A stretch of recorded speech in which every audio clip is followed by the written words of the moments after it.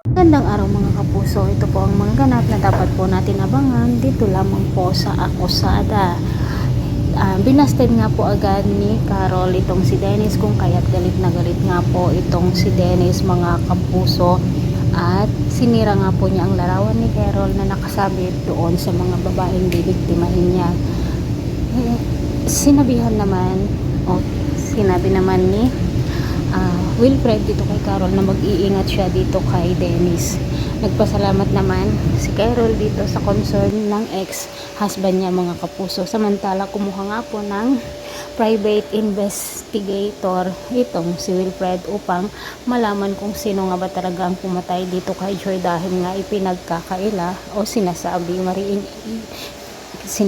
nitong si Ronnie na hindi siya ang pumatay. Nalaman nga ng private investigador na mayroong isang dummy account itong si Joy, at nakita nga niya dito na may ibang lalaking ang kanyang asawa at walang iba kundi ang kanyang best friend na si Dennis. Mga kapuso, sa pagkakataong ito, magkakaroon na nga ng hinala si Wilfred na naging kalaguyo pala ng kanyang asawa noon itong si Dennis. Ano kaya ang kanyang gagawing aksyon para sa ganon ay malaman kung may kinalaman nga ba si Dennis dito sa pagkamatay ng kanyang asawa? Mga kapuso, maraming salamat sa patuloy na pagsubaybay. God bless. Bye-bye.